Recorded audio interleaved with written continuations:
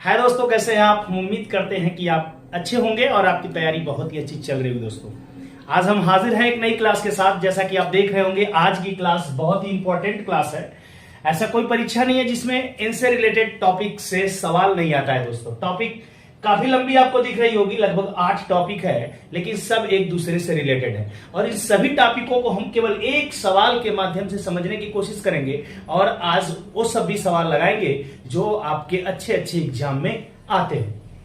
Topic क्या सीखेंगे दोस्तों? माध्य, माध्यिका, बहुलक। बहुलक से रिलेटेड एक फार्मूला होता है जो कि बहुलक इज इक्वल टू 3 माध्यिका माइनस 2 माध्य होता है। यहां पे हम परिसर सीखेंगे, विचरण जिसका नाम प्रसरण या प्रसार होता है, मानक विचलन जिसे स्टैंडर्ड डेरिवेशन कहते हैं, और यहां पे होता है विचरण गुणक। आते हैं दोस्तों, सवाल जो कि आपके सामने दिख रहा होगा यहां पर दिया गया है, और पहली टॉपिक यहां से हम उठाते हैं जिस टॉपिक को आप देख रहे होंगे जिसका नाम आपका है माध्य। क्या दिख रहा है? माध्य। माध्य का मतलब आप समझ सकते हैं दोस्तों, माध्य को हम क्या कह सकते हैं? माध्य या औसत भी इनको हम कह सकते हैं। क्या कहते हैं? माध्य या औसत। माध्य या औसत जब निकालना होता है तो यहां पे क्या करता है, जो पद दिए गए होते हैं पदों का योगफल बटे पदों की संख्या। क्या होता है? पदों का योगफल बटे पदों की संख्या। पदों का योगफल, पदों का क्या करेंगे? योगफल कर लेंगे, और इसके बटे क्या कर लेंगे? पदों की संख्या कर लेंगे। ठीक है, पदों की संख्या। तो पदों का योगफल करने के लिए जब हम जाएंगे दोस्तों तो इनका हमें जोड़ करना होगा। तो 10, देखिए यहां पर ध्यान दीजिएगा, 10, 10, 20, 10, 30, 10, 40, 10, 50। यहां पे सीधे सीधे आप 50 पा गए, आप पा जा रहे होंगे 50। इसके बाद बच कौन गया? 9 बच गया। 9 और 11 अगर आप जोड़ लेंगे तो कितना हो जाएगा? 20, और फिर 9 और 11 20, 20 यहां पे हो जाएगा 40। पद कितने आपके पास हैं? 1, 2, 3, 4, 5, 6, 7, 8, 9। 9 से यहां पे क्या करेंगे? भाग देख लेंगे प्यारे। इन्हों जोड़ने का काम करेंगे तो आएगा 90, और 90 में 9 से डिवाइड करेंगे तो आंसर आएगा कितना? 10। मतलब आपने माध्य निकाल लिया, और माध्य कितना आया था दोस्तों? 10 आया। माध्य में क्या करना है? पदों का योगफल बटे पदों की संख्या। माध्य का एक दूसरा नाम क्या है? औसत है। ये बात आपको क्लियर हो गई होगी। दूसरी चीज आते हैं माध्यिका दी हुई है, काफी इंपॉर्टेंट चीज है माध्यिका को जो देख रहे हैं आप। दूसरी चीज जो काफी इंपॉर्टेंट है वो है माध्यिका आपकी। ठीक है दोस्तों, माध्यिका है। तो माध्यिका को देखने के लिए आइए जरा ध्यान दीजिए। माध्यिका, मीडियन कहते हैं इसको। माध्यिका कैसे निकालते हैं? जो हमें पद दिए गए हैं, ध्यान देना दोस्तों, जो हमें पद दिया गया है इस पद को पहले आरोही या अवरोही क्रम में लिखते हैं। मतलब बढ़ते क्रम में या घटते क्रम में लिखने का काम करते हैं। क्या करेंगे? बढ़ते क्रम में लिख लेंगे या फिर घटते क्रम में लिख लेंगे। बढ़ते क्रम में हम लिखने की कोशिश करते हैं तो सबसे छोटा ढूंढेंगे दोस्तों। सबसे छोटा ढूंढेंगे तो 9 दिख रहा होगा, 2 9 है। फिर इसके बाद क्या दिखेगा? 10 दिख जाएगा। कैठो 1, 2, 3, 4, 5। यहां पे हम 10 लिख लेंगे, 5। बिल्कुल आपको बात समझ में आ रही होगी। इसके बाद 11 कितने दिए गए हैं? 2 दिए गए हैं। इस प्रकार से यहां पर टोटल हो गए 1, 2, 3, 4, 5, 6, 7, 8, 9 मान हो गए। इनको मैंने किस फॉर्म में लिख लिया है? इनको मैंने बढ़ते क्रम में लिख लिया है। इसे घटते क्रम में भी प्यारे आप लिख सकते हैं, कोई दिक्कत नहीं। लेकिन अब करेंगे क्या? जो दिया गया है, जो आपने घटते क्रम में लिखा है जिस मान को, इस मान में जो बीच वाला मान होगा, जैसे 1, 2, 3, 4, यहां पर देखेंगे ये मान 1, 2, 3, 4, मतलब ठीक बीच वाला मान क्या है? 10। इसका मतलब हो गया यहाँ पे कि माध्यिका भी हमारी कितनी हो जाएगी? माध्यिका भी हमारी कितनी हो जाएगी? 10 हो जाएगी। प्यारे बात को समझने की पूरी, ठीक मध्य वाला जो होगा वो हमारा आंसर होता है। बहुत ध्यान से बात को समझिएगा। बहुत सारे फार्मूले के चक्कर में मत जाइए, बहुत सारे फार्मूले होते हैं लेकिन उस पर मत जाइए। आप सीधे सीधे हमारी बात समझिए। जो मान दिया होगा उसके ठीक बीच में जो मान होगा वो आंसर होगा। अभी आप कहने वाले कहेंगे कि ये तो 9 मान दिए गए तो ठीक बीच में पा गए, 10 मान होंगे तो क्या होंगे? ठीक है दोस्तों, 10 मान होंगे तो आप क्या करिएगा? 4 इधर छोड़ देंगे, 4 इधर छोड़ देंगे, 2 मान बच जाएंगे। उन दोनों को जोड़ के क्या करिएगा? आधा। बीच में अगर 2 मान मिलते हैं, 1 मान 2 मान, तो इन दोनों मानों को क्या करिएगा? जोड़ लीजिएगा और इसमें 2 से भाग दे लीजिएगा, मिल जाएगा बीच वाला मान ना। जो भाग देने पर आएगा वो आपकी माध्यिका हो जाएगी। बात क्लियर है?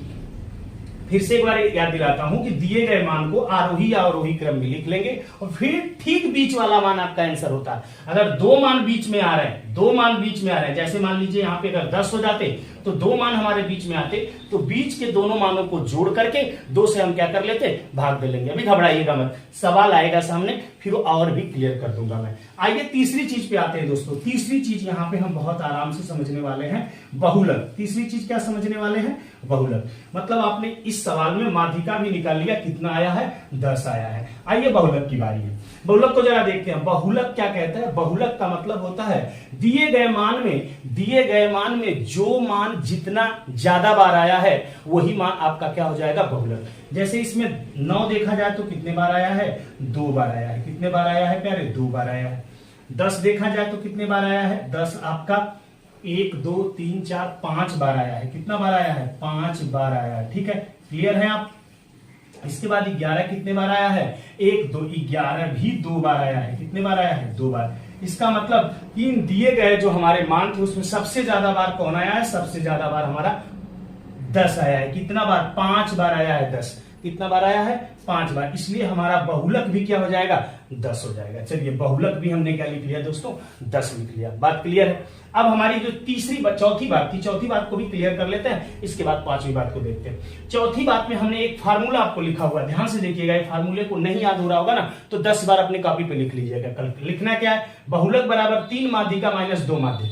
क्या करेगा? सवाल में आपको बहुलक माध्यिका देके माध्य पूछेगा, या माध्यिका और माध्य देके क्या पूछेगा? बहुलक पूछेगा। ठीक है, जैसे इसी सवाल में आपको चेक करना है ना, जरा इस देखना है इस फार्मूले को कि फार्मूला मेरा सही है या गलत है। जरा देखिएगा, बहुलक। ठीक है, बहुलक मान लीजिए अभी आपने नहीं निकाला है। ठीक है, सवाल के लिए बहुलक इसमें 10 आया आपका, लेकिन मान लीजिए कि नहीं निकाला है। आपको इस सवाल के लिए क्या पता है? माध्यिका पता है। कितना पता है? 10 पता है। तो हम क्या कर देंगे? 3 गुणे 10 माइनस 2 गुणे माध्य कितना पता है? तो माध्य आपको 10 पता है, तो 10 भी लिख लिया यहाँ पे। क्लियर? 10 तिहाई 30 यहाँ पर, और 10 दूना के 20। अगर माइनस करेंगे तो कितना आएगा? 10। इसका मतलब बहुलक क्या आया? 10। और इस सवाल के लिए बहुलक कितना आया है? 10 आया भी है। इसका मतलब ये मेरा फार्मूला आपको सही आंसर दे रहा है। ये फार्मूला तब लगेगा जब इन तीनों के रूप में मान दे, मतलब बहुलक दे दे, माध्यिका दे दे और माध्य पूछ दे, या माध्यिका दे दे, माध्य दे दे, आपको क्या पूछ दे? बहुलक पूछ दे। प्यारे, इतनी बातें आपको समझ में आ गई होंगी। आइए एक 5वां मान भी देख लिया जाता है, परिसर। क्या देखते हैं? परिसर को भी देख लेते हैं। परिसर मतलब रेंज होता है, रेंज। जो मान हमको दिया गया है यहाँ पर, इनका रेंज किस रेंज में, मतलब इसमें जो छोटा वाला मान होता है, पकड़ते हैं सबसे छोटा मान जो होता है ना, छोटा मान जो होता है उसको पकड़ते हैं, और बड़ा जो मान होता है उसको पकड़ते हैं। तो बड़ा मान कितना है? 11 है। इन दोनों का जो डिफरेंस होता है, सबसे छोटा और सबसे बड़े मान का जो डिफरेंस होता है, मतलब 10 में से, यहाँ पे 11 है बड़ा मान, तो 11 में से यदि हम 9 घटाएंगे तो कितना बचेगा? 2। इसका मतलब इस सवाल का जो रेंज है वो कितना रेंज है? 2 है। इसका मतलब आप क्लियर समझ रहे होंगे परिसर के लिए कि दिए गए मान में जो सबसे बड़ा मान होगा वो, और जो सबसे छोटा मान होगा वो, दोनों का डिफरेंस, दोनों का अंतर करेंगे, जो आएगा वो उस क्वेश्चन के लिए या उस मान के लिए क्या हो जाएगा? परिसर हो जाएगा। इतनी बातें क्लियर होगी 5 तक। अब आते हैं, हम बात करेंगे विचरण, मानक विचलन, विचरण गुणांक पे। ओके, इसको नोट करिए। आइए दोस्तों, अब तक हमने माध्य देख लिया, माध्यिका देख लिया, बहुलक देख लिया, और बहुलक आप से रिलेटेड जो आपके फार्मूले बहुलक, माध्यिका और माध्य के बीच में था, इसको भी देख लिया। यहाँ पे परिसर आपका कितना आया था दोस्तों? परिसर आपने 2 निकाला था। ठीक है, परिसर क्या होता है? सबसे दिए गए मान में सबसे बड़ा जो मान है वो, और जो सबसे छोटा मान है उनका अंतर ही परिसर या रेंज कहलाता है। अब जो चीज पढ़ने वाले हैं दोस्तों, छठा चीज पढ़ने वाले हैं, जो आपका क्या है? विचरण, प्रसरण या प्रसार इसको कहते हैं ना। तो विचरण हम निकालने जा रहे हैं, या इसी को आप प्रसरण कहिए, या इसी को आप क्या कहिए? प्रसार कहिए। प्रसरण कहिए, या इसी को आप क्या कहिए? प्रसार कहिए। ध्यान दीजिएगा, थोड़ा सा इसमें आपको ध्यान देना होगा। अब तक चीजें काफी आसान थी, लेकिन अब थोड़ा सा ध्यान देना होगा। यदि विचरण, प्रसरण या प्रसार निकालना होगा तो सबसे पहले दिए गए मान का आपको माध्य चाहिए, जो हम इस सवाल के लिए ऑलरेडी पहले ही निकाल चुके हैं। कि माध्य हमने कितना निकाल लिया था दोस्तों? 10 निकाल लिया था। ध्यान देना, सबसे पहले आपको दिए गए जो मान होते हैं उनका माध्य निकालना होगा। किसके लिए? विचरण या प्रसरण या प्रसार आप निकाल रहे हैं। तो जब ये समांतर माध्य या माध्य आप निकाल लीजिएगा, इसके बाद आपको जो करना है उस पर आप ध्यान दीजिए। इसके बाद जो करना है, जो मान आपको दिए गए हैं और जो समांतर माध्य आए हुए हैं, प्रत्येक मान से समांतर माध्य का अंतर निकालेंगे। मतलब मान बड़ा होगा तो इसमें से समांतर माध्य को घटाएंगे, यदि समांतर माध्य वाला मान बड़ा होगा और दिया गया मान आपका छोटा होगा, तो इसमें से इसको घटा लेंगे। बस अंतर लेना। अंतर का मतलब ये होता है कि बड़े में से छोटे को घटाना। जो अंतर आएगा उसका वर्गमूल लेना। वर्गमूल का मतलब रूट। तो हम अब क्या करने जा रहे हैं, 10 में से 10 जाए, यहां पे लिख ले रहा हूं, आपको लिख के दिखा दे रहा हूं ताकि बाद में आप भूल न जाए। फिर देखिएगा दूसरा ये वाला हो गया, दूसरा भी 10 में से 10 जाएगा, तो आप समझ रहे होंगे क्या बच जाएगा।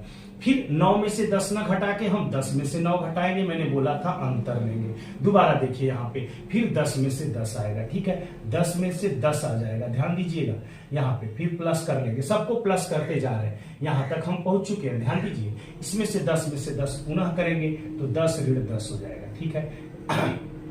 फिर प्लस कर लिया हमने, अब क्या करना है, 11 में से 10 करना है, ये भी हो गया 11, यही हम जोड़ दे रहे हैं, 11 में से 10 कर लेते हैं, ठीक है। फिर प्लस लगा लिया, अब देखिए 10 में से 10 फिर आ गया, तो 10 में से 10 कर लेते हैं, कोई दिक्कत नहीं। वर्गमूल लेना है, घटाने के बाद जो आएगा उसका वर्गमूल मैं पूरा लिख दे रहा हूं यहाँ पे। फिर पुनः आपका ये भी हो गया, ये भी हो गया। अभी 11 में से फिर हमको 10 को माइनस कर लेना है, फिर लास्ट में हमको क्या कर लेना, 10 में से 9 को माइनस कर लेना है। अब ये पूरा मान जितना होगा, कितना मान है भाई, पहले ही पता है कि 1 2 3 4 5 6 7 8 9, तो 9 मान है, तो 9 से भाग दे दीजिए। बात को क्लियर हो गया कि पहले हम माध्य निकालेंगे, माध्य से दिए गए मान का अंतर निकालेंगे, प्रत्येक दिए गए मान का अंतर साथ में उसका वर्गमूल लेंगे, और फिर जितना मान होगा उतना से भाग दे देंगे। जरा ध्यान दीजिएगा, यहाँ पे ये 0 0 का वर्गमूल 0 होगा, यहाँ पे 0 0 का वर्गमूल 0, यहाँ 10 में से 9 गया 1, 1 का वर्गमूल 1 होगा, 10 में से 10 गया 0, 0 का वर्गमूल 0,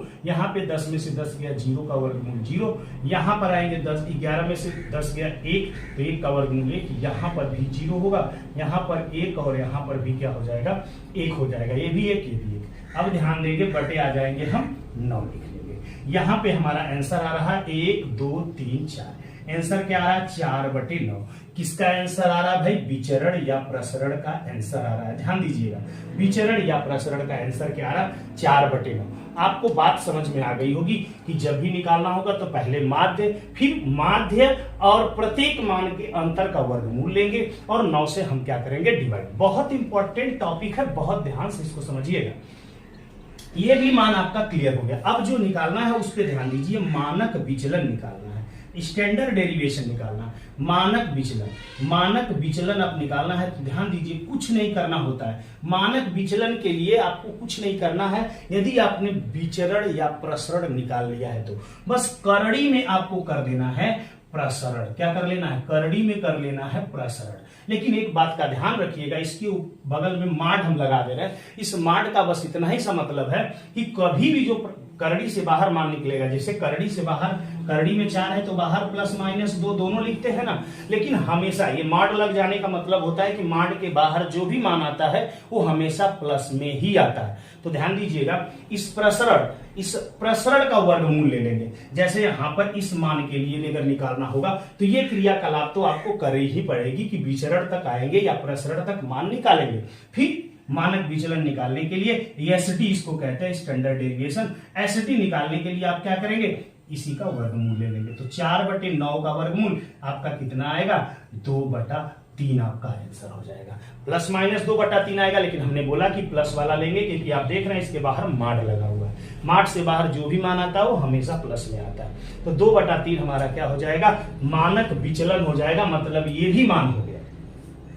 मतलब मानक विचलन निकालने के लिए क्या क्या चाहिए, समान माध्य चाहिए, समांतर माध्य होगा तभी आप विचरण निकालेंगे, और विचरण या प्रसरण निकल गया तब आप मानक विचलन भी निकाल लेंगे। अब एक टॉपिक लास्ट आपकी बच गई जिसका नाम है विचरण गुणांक, तो इसको आप नोट करें, जगह नहीं है, इसके बाद में विचरण गुणांक भी आपको बता देता हूं।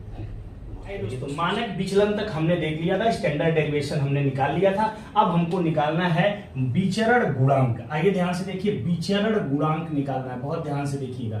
विचरण गुणांक, देखिए विचरण गुणांक के लिए क्या करना होगा, विचरण गुणांक के लिए आपको एसडीएम बनना होगा। आजकल एसडीएम बहुत आप देख रहे होंगे कि चर्चा में है ना, ज्योति मौर्य एसडीएम बहुत चर्चा में, तो ये एसडीएम का काम है। ध्यान दीजिएगा, एसडीएम मतलब क्या हो गया कि विचरण गुणांक अगर आपको चाहिए तो आपको चाहिए स्टैंडर्ड डेरिवेशन और साथ में उस मान का मीन चाहिए आपको। ध्यान दीजिएगा, मीन चाहिए। बहुत गौर से ध्यान दीजिएगा। इस मान का आपको स्टैंडर्ड डेरिवेशन चाहिए और मीन चाहिए। स्टैंडर्ड डेरिवेशन आपने अभी निकाला 2/3, मीन नीचे है, चूंकि कितना मीन दिया गया है 10, तो 10 हो गया, मल्टीप्लाई यहाँ पे आपका आ जाता है 100, मल्टीप्लाई क्या हो जाता है 100। ये विचरण गुणांक आपके हो जाएंगे। ध्यान दीजिएगा, ये हो जाएगा 0 से 0 कटेगा, ध्यान देंगे यहां पर। अब ये आ जाएगा आपका 2 से कर देंगे गुणा, तो 20/3 ये हो जाएगा आपका। इसको लिखेंगे 6 होल,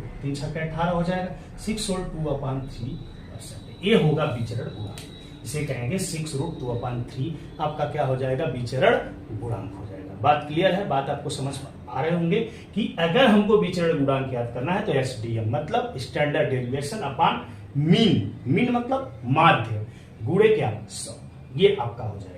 इस तरह से मैं समझ रहा हूं कि आपने इस 8 टॉपिकों को 8 से 10 मिनट में समझने की कोशिश किया होगा। अभी ये टॉपिक पूरा हुई है दोस्तों, सवाल नहीं पूरा हुए हैं, इसलिए इन टॉपिक को कई बार देख लीजिएगा।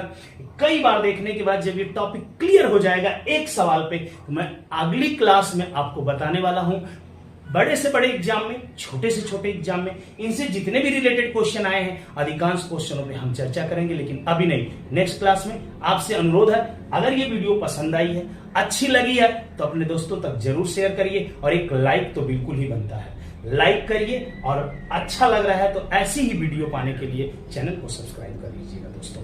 तो आज के लिए इतना ही, नेक्स्ट क्लास में मिलेंगे। जय हिंद दोस्तों।